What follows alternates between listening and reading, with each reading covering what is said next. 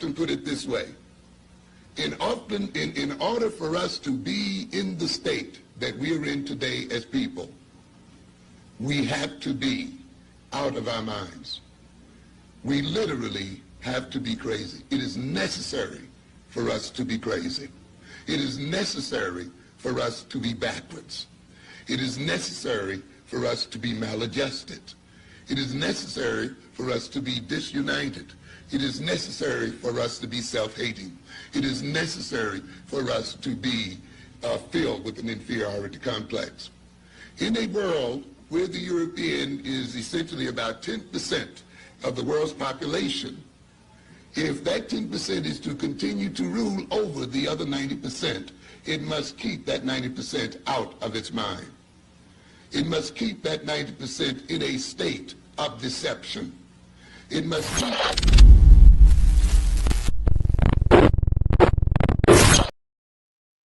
Good afternoon, good morning, good night, good day, whatever it is. This is Brian H.Rap Williams. Thank you for tapping in. This is the End of the Bench Media. I am here once again. Thank you for tapping in. Hit that like, hit that share, tell a friend to tap in. You already know what it is. I want to thank my parents, John and Dolores. Without them, without John and Dolores, there'd be no me. Without me, you'd be doing something else with your valuable time. As usual, what I want you to do is, if you're watching this live, thank you. Hit that like and share, as I just said. If you're watching at a later time, go to www.theendofthebench.com and watch this and the Black Panther video that I'm going to show you from One Mic History, One Main Man, Country Boy. Thank you. Thank you. You know, first and foremost, I want to thank you guys for visiting the website. 65% up. 19 people subscribed yesterday. Thank you for the additional subscription. Tons of watch hours. Without you, this would just be a guy talking to himself. I really appreciate it. Today's episode is called HEAL. HEAL is an acronym that I use and took from the Super MC, the Blast Master KRS-One. I use that is because the reason I use that is because what I want to do is use that acronym, and it is Human Education Against Lies. And that's exactly what we're dealing with. We're humans. We need our, hopefully I'm providing you with some form of education against the lies that are lies and propaganda that's being told throughout the world. What I want us to do is use that acronym. Now, that acronym came about 30 years ago, 25 to 30 years ago. But it is apropos right now because the world is being propagandized. You have a empowering party, which is the Republican Party, who are attempting to destroy, lie, cheat, steal, and basically denigrate anything and everything that is not cisgender white male. And, I have people that tap in on the comments, and my cousin asked me, do you get that a lot? Yes, indeed, I get it a lot. And hey, guess what? I appreciate those comments because that means, guess what? It's this old saying from the southern part of the country, hit dog holler. And if you are upset at what I'm saying, you must be the aforementioned hit dog. And if you have an issue with what I'm saying, I've never said one negative thing. The fact that all of my videos are still up lets me know I've said nothing negative. I have said nothing hatred forming or violent against any group of people. I've given you examples of history. I've displayed history in front of you, and you and anybody else can make up their mind in regards to what I say. Now, a lot of people upset, but what I'm doing right now is trying to uplift my people. My people have been in this haze, for at least at a minimum of 60 years. 60 years, the reason I use that is the death.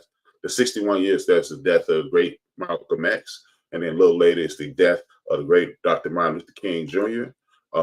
These people are pivotal in the development of our community. They are wonderful people that everybody needs to know about in the world. They are examples. They are pillars of society.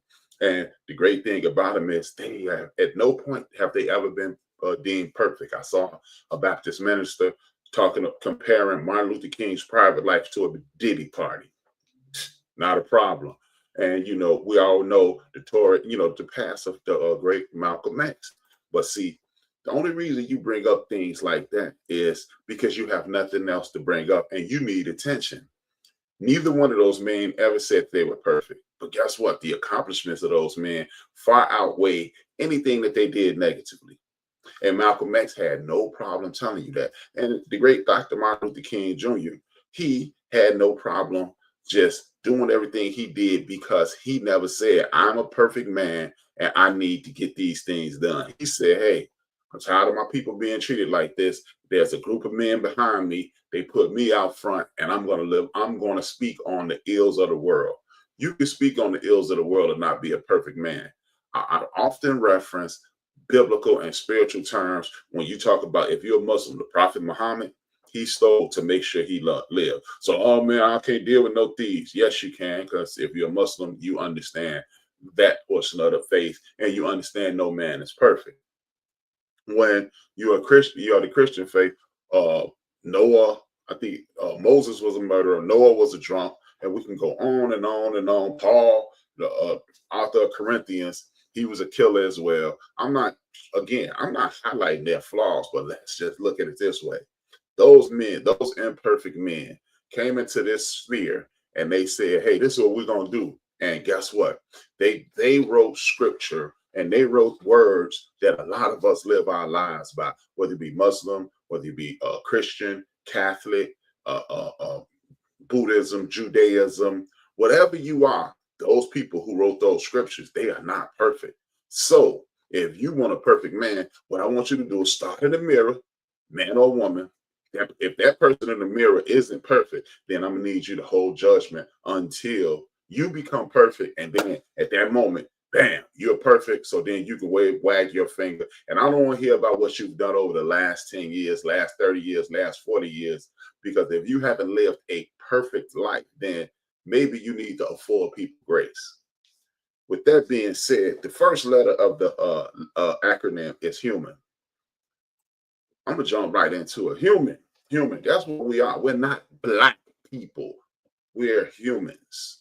See, black was a stigma or a title bestowed upon us, just like I gave you a couple of days ago, the original name of Africa, which translates into Garden of Eden. And people still been picking out their garden for eons at this point. But human beings, we don't want civil rights. We don't want equal rights. We want human rights. We want to be treated like the human beings we are. We want to be treated like the architectural geniuses we are, the mathematical geniuses we are, the scientific genius we are, the artistic genius we are, the warrior geniuses that we are, and everything that encompasses a human being. See, we get caught into this box of Crayolas that we never jumped in, we were put in, and then why are we taking on? It's just like that magic word that angers a lot of black people when other people from outside the culture use. Why have we embraced that word? Well, we've taken it and then we've embraced it and then we turned it. No, I don't want to, because at some point maybe dumbass becomes a colloquialism. No, I'm not. Hey man, you a dumbass. No, I'm not, and I'm gonna hurt you if you insult me again. And that's what we need to do. We need to address ourselves as human beings. We are the original people on the planet.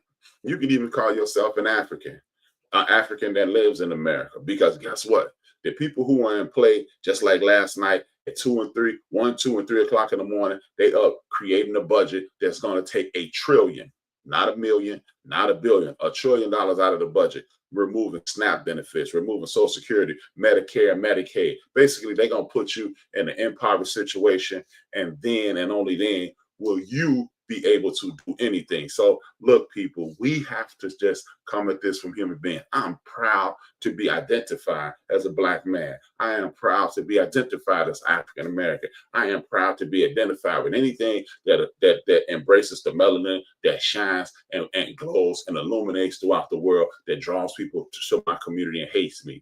But at the end of the day, I'm a human being, and this is my tribe. So that's why I do this. That's why I come on a regular basis and represent my tribe and attempt to uplift my tribe. But guess what? Here's the beauty in being a human. When you uplift your tribe, and your tribe is as vast as mine is, and is as embracing as mine is, it is literally the metaphor of a rising tide lifts all boats. There's never been an instance in which my community, my heritage, my people have uplifted themselves and became better, and the world suffered.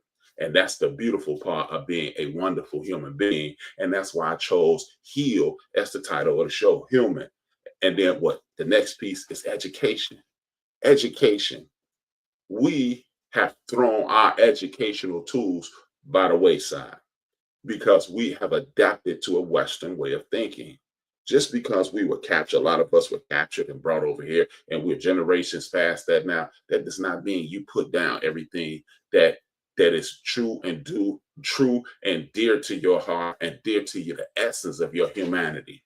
Now, as I said, we're some of the greatest architects. That's why some of our grandfathers were extremely handy. Our grandmothers were extremely handy. Our parents, our uncles, aunts, and cousins. That's why they're handy, because we are the people who come from people who've created things. We had the Great Wall of Benin. We had the pyramids all throughout the world, that we inspired people all throughout the world. So basically, if you want to sit around and just say, hey, we're this or we're that, you've lost your mind, actually. And I'm trying, as Denzel Washington said in The Great Debaters, I'm trying to re-establish your sane mind.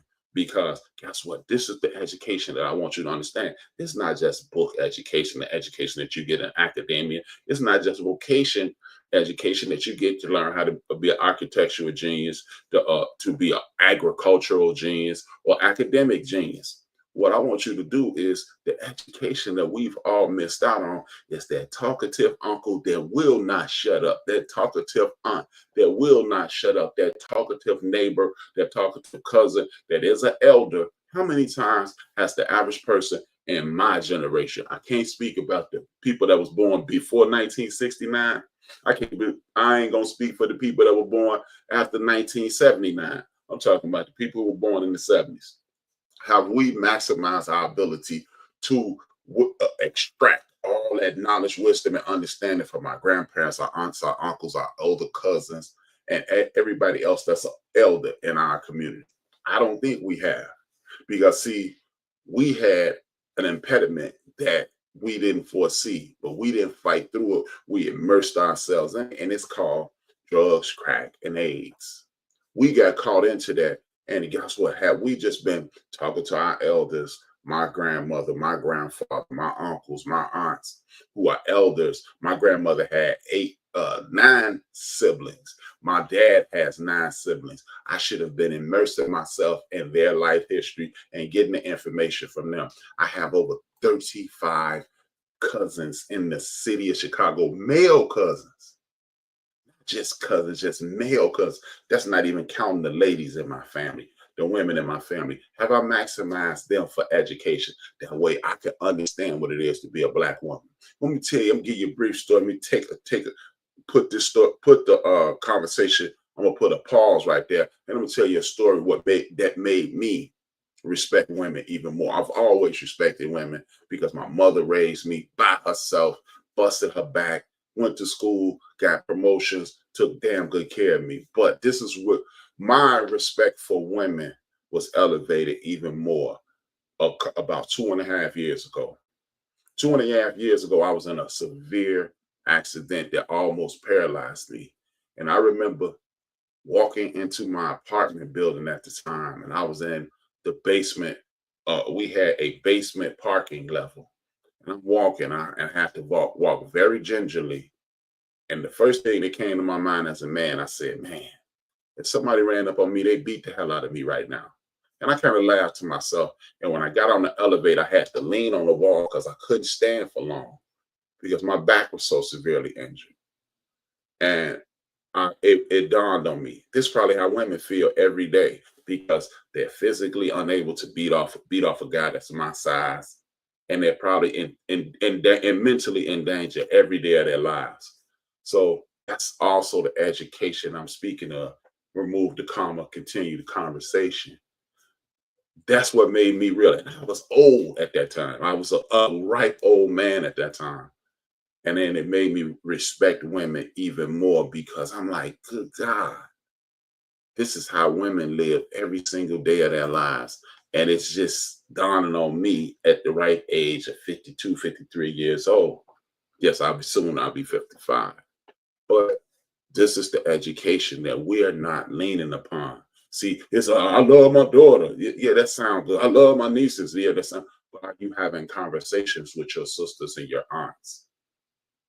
Are you? Did you have conversations with your grandmother and ask her questions about life as a person in this society, a Black woman in this society? See, then you will not be immersed in this westernized mentality, this westernized state of mind, this westernized existence. You will at that point revert back to your cultural experiences. Your cultural experiences is that of sharing. That's why Thanksgiving and other cookouts are so valuable in our community. You ever wonder why we value the proverb, the esteemed cookout that we allow people? Oh, you're invited to the cookout. Why is the cookout so important? Because sharing what you have, no matter how little or how grand it is a gesture of love. But we as a community have not embraced that mentality. We have not embraced that entirely. That's the education I want us to understand. Do you understand? Every time that somebody who's at 10 to 15 years older than you transitions to the ancestral realm, or you can call it passing away, you can call it die. That's information that you will never be able to get back. Guess what? Even if they are pathological liars, or I'm not even gonna say, even if they are engaged in extreme hyperbole, meaning an extreme exaggeration, you can do like the great Karen Hunter says, you can listen to those stories, chew up the meat, spit out the bones, and then it will enhance your life even more. And then what I'm going to do at this point, like I do every episode, we're going to go into the Black history portion of this. And I am going to show you something about the Black Panther Party self-defense. And this is also a piece of education, and I explained it when I come back. The Black Panthers, also known as the Black Panther Party, was a political organization founded in 1966 by Huey Newton and Bobby Seale to challenge police brutality in the African American community. The Black Panthers eventually developed into a Marxist revolutionary group that called for the arming of all African Americans, the exemption of African Americans from the draft, the release of all African Americans from jail, and payment of compensation to African Americans for centuries of exploitation by white America. At their peak in the late 1960s, Black Panthers membership exceeded 2,000 members, and the organization had chapters in several major American cities. Welcome, this is One Mike. And today, I'm not.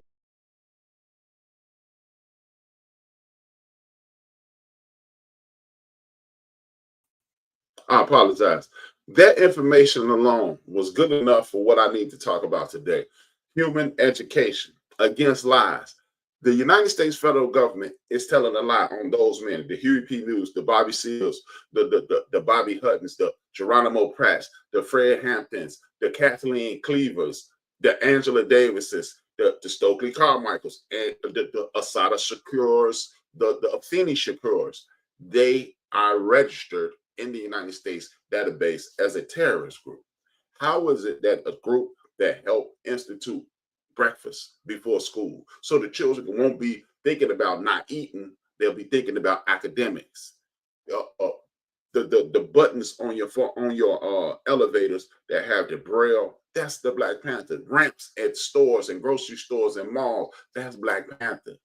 But that's the lie you've been told, that they're a terrorist organization. Even my man Country Boy, he does excellent work. And again, if you want to watch that video in its entirety, before I even go any further, if you want to watch that video in its entirety, it is easy to go to countryboy.com, One Mike History on YouTube, or do me the favor of going to my website, watching the actual video. Guess what? If you go to my website and watch the actual video, Country Boy will get the same credit. He'll get everything that you need, that he wants you to get, and he gonna get the credit, and I'm gonna get the visit, and we both gonna win. So guess what? That goes back to that education portion. But like I was saying, we have adapted to a Western mentality, so we suffer from that, living in that westernized mentality. And a lot of people, well, I'm an American. No, you're not. You are part of this tribe first.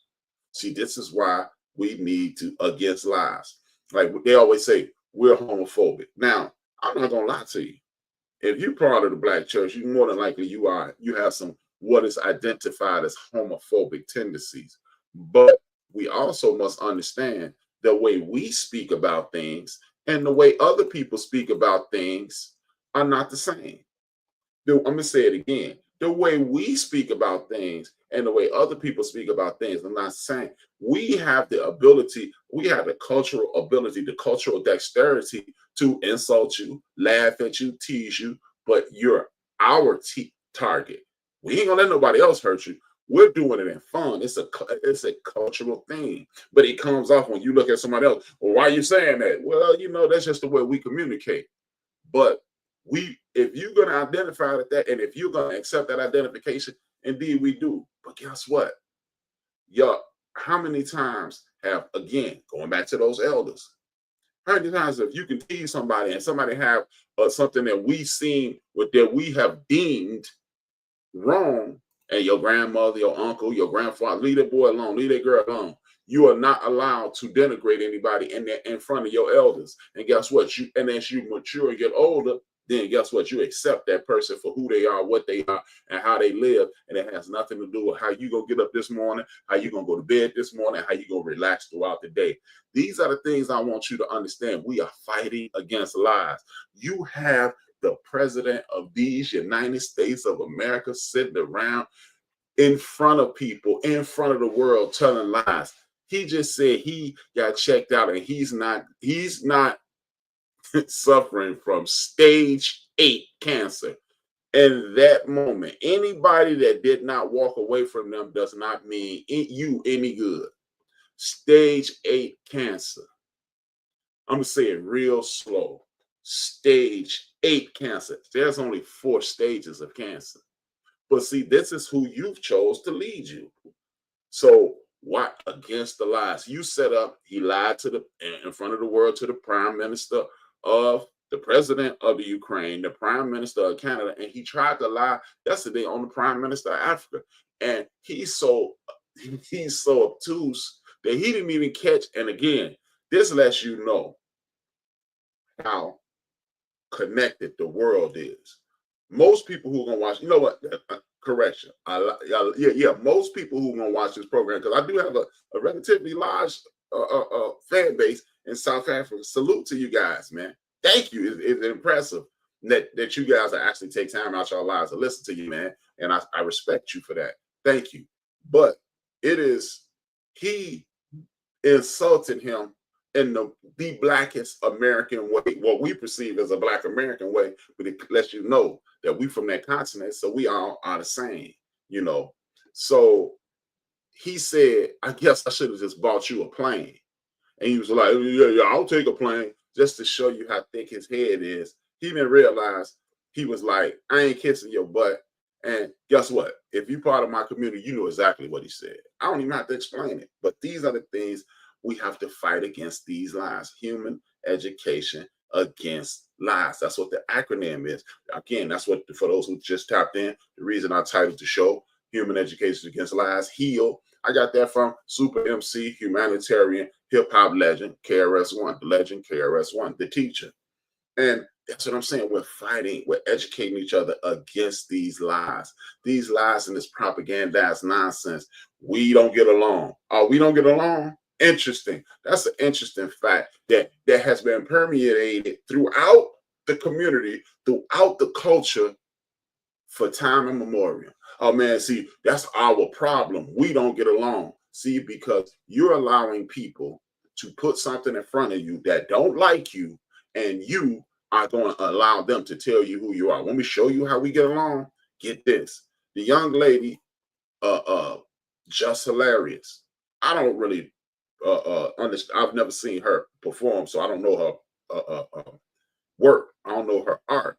But she made a statement, and she said she didn't really know Damon Williams, but she kind of dismissed him because there was a confusion with Damon Wayans. And instead of just saying, look, they deceived me and they used this brother out of Chicago, she kind of brushed him to the side. And guess what? All the comedians in the United States, a lot of the legendary comedians, the D.L. Hughley's, the Cedric the Entertainers, the Tony Rocks, other lower level comedians. I think even Corey Holcomb, who doesn't even get along with Damon Williams, but he doesn't like just hilarious. So it's 6 eggs in one hand, half a dozen in the other. But everybody stood up on social media and started making video posts about how legendary Damon Williams is. I know Damon Williams. I've seen him perform. I saw him perform 30 years ago at this a comedy club in Chicago called All Jokes Aside. So everybody who always, we don't get along. Well, why did those men unprovoked, Lil Rel, unprovoked, stand up for Damon Williams? Since we don't get along. See, we don't get along. See, what you have allowed yourself to do is you paid attention to what they're saying. You paid attention to the lies that they spread. Like Chicago is this war zone. Yeah, Chicago ain't no different than Detroit. Ain't no different than St. Louis. Ain't no different than Cleveland, Cincinnati, New York, Philadelphia, Atlanta, Baltimore. It's some terrible parts of Chicago. And guess just like any place else in the world, when there's a lack of opportunity and there's a lack of resources, there was over-indexing in crime. I don't care if you live in Chicago. I don't care if you live in Chile. I don't care if you live anywhere on Canada. Wherever you live in the world where any opportunity, it's going to be a lot of crime. So, yeah, Chicago has been this synonym. Again, we're going to go back to the lie. Chicago at this point is the synonym for violence. Guess what it used to be? Guess what it used to be? In the early 80s, it was in New York. And then the mid 80s, it was in Baltimore. And then the late 80s, it was in LA. And then it went down to Florida. And then, wherever it's a lot of dark people, that's what they're going to say. This is what a crime is. To scare the hell out of you. I remember how foolish it was, me living less than 30 miles away from Gary, Indiana, and understanding Gary, Indiana, I don't think they have 100,000 people there. That's the murder capital of America. Are you serious? When 100,000 people, it was 100,000 people that lived in my community. So these are the foolish lies that we're up against. But the number one thing that we need to do, and I didn't do this, and I'm going to do it on the fly. We have to fight against these things. We must stop the foolishness. The number one thing in this acronym is the actual word, heal. The actual word, heal. We must heal ourselves against these things. And I actually gave you guys the healing processes as I was talking about this whole issue. How do we heal? We use our elders. Elders are medicine. If you don't understand what I'm saying, I'll break it down. Your mother, your father. As a matter of fact, this is the guy who inspired some of this too. This guy's name is Jungle Brother. If you're not subscribed to him, do it. I heard him say something yesterday because, like myself, Jungle Brothers lost both his parents. He said, hey, on the show yesterday, he does a lot of good shows and he does a lot of comedy within his shows. But one thing about Jungle Brother, he loves the Black community. And he made this statement and it inspired this entire episode of my show. He said, if you got elders and if you still have your parents, I need you to go start talking to them about their life. And that's the medicine. Those are the doctors of our community. That's how we get healed.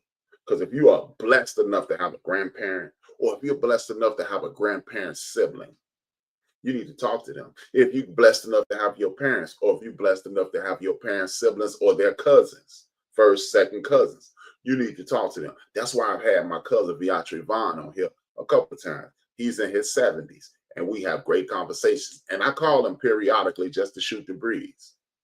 But see, we need to start have them pour the medicine of the United States into us. Has the United States medicine, man, they've been doing bad by us for the longest time.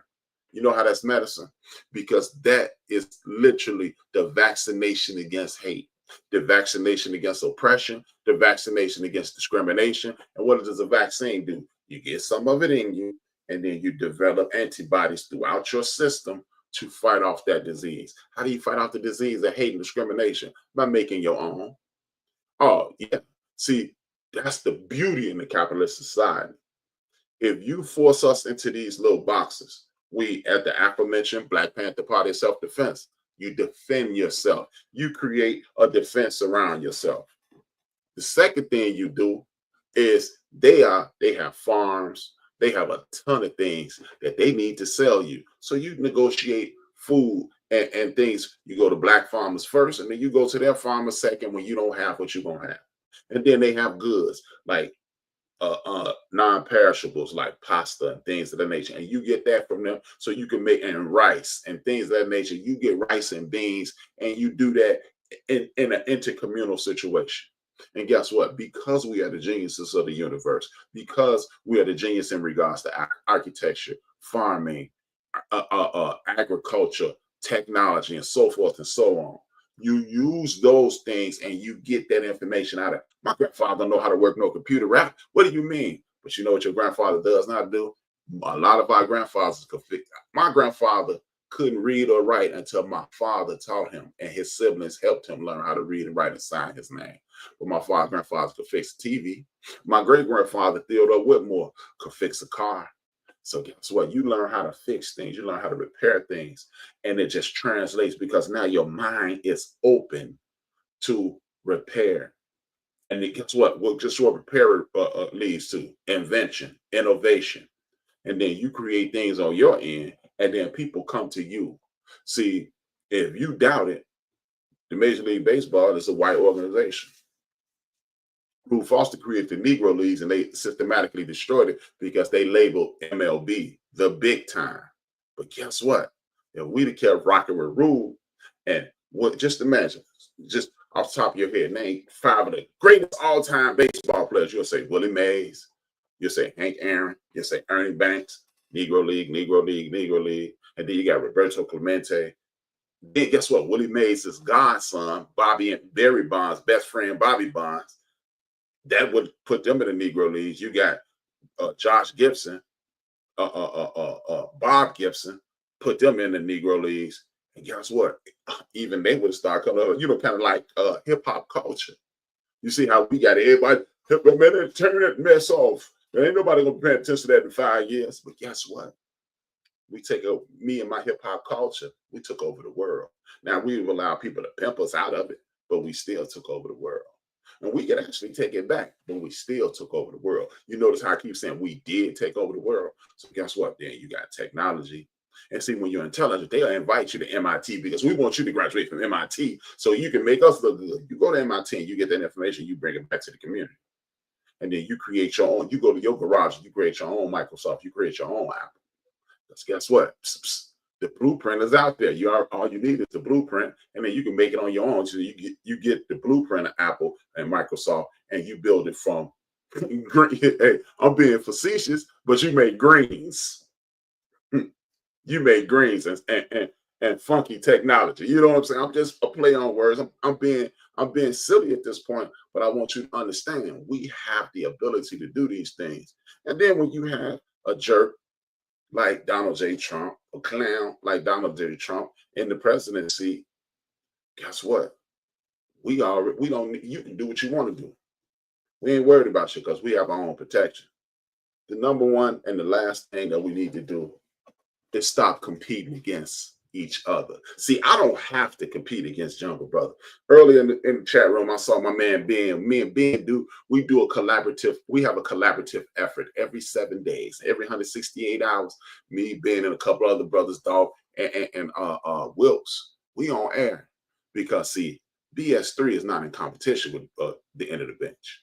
My man DJ Mad Knox, he supports me all the time. The end of the bench is not in competition with BS3 or Built for This Network. Built for This Network, the end of the bench, BS3, we're not in competition with Jungle Brother Media.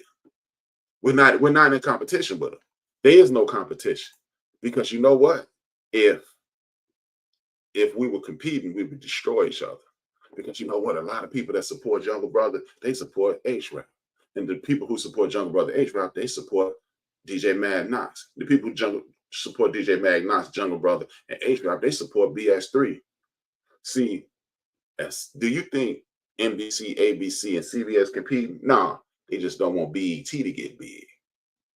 And we follow, you competing. No, I'm never going to compete against Jungle Brother. I'm never going to compete against them. And guess what? Jungle Brother can do a show at the same time. I started this show 37 minutes ago. Jungle Brother could have started his show 36 minutes ago, but we still not competing because Jungle Brother gonna talk about what Jungle Brother gonna talk about, and Rap gonna talk about what Rap gonna talk about, and that's how we advance the culture because we're not competing, we're existing, and we are. Hey, and every time I tap into a Jungle Brother show, you know what he say? Hey man, y'all need to tap into HRap. He doing some good stuff over there. And then we laugh and joke. He always exposing my stock information that he got from me about Code 45, but we're not gonna talk about that right now. He be snitching. But no, I'm just kidding. But that's the type of friendship and bond we've established. Why in the entire hell is why are we making Michael Jordan compete against LeBron James? No. We don't need Ray Allen to compete against Steph Curry. Nah. We don't need Olajuwon to compete against Ewing. Nah. We're going to celebrate and elevate. See, because guess what? It's things that Jungle Brother got information to us that I need. And we communicate and come together and we uplift each other. See, Tyler Perry should never be in competition with Will Smith, Eddie Murphy, and the great Tim Reed, because Tim Reed is the first brother that I knew of who had his own full functioning studio. See, Curtis Jackson, he's developing his thing. Never mind. But y'all understand what I'm saying. We're not in competition with each other. Guess who? If you think they're in competition with each other, that's what I want you to understand. There are only two real phone companies in the world, Apple and Android.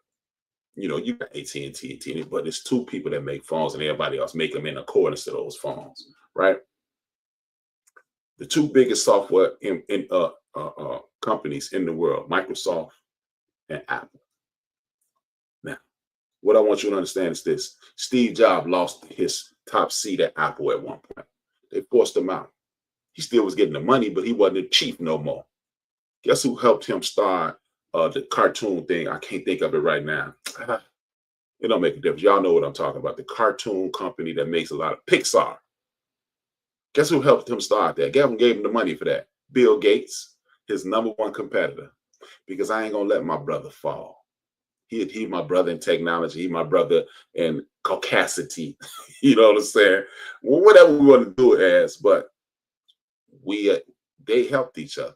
So why would I be in competition with Ben, Jungle Brother, Knox, Big Illinois, even the people over at X Squad or the Real Cast, any of those brothers? I'm not in competition with them. I'm never gonna be in that. But see, we've fallen for the banana in the tailpipe once again. You see how that is? Divide and conquer. But if we start uplifting each other and moving each other in a better situation and supporting each other on a regular basis, here's the beauty in this podcast thing. Do you understand if you hit like, look, do you understand this? You can hate Jungle Brother. You can hate HRap. You can hate DJ Mad Knox. Do you understand if when our programs go off, if you hit like, fast forward it to the end, let 30 seconds play, type in HRap from Chicago, let it play out. You know, he would get the credit for that whole hour. Do you understand that? So if we all did, just imagine.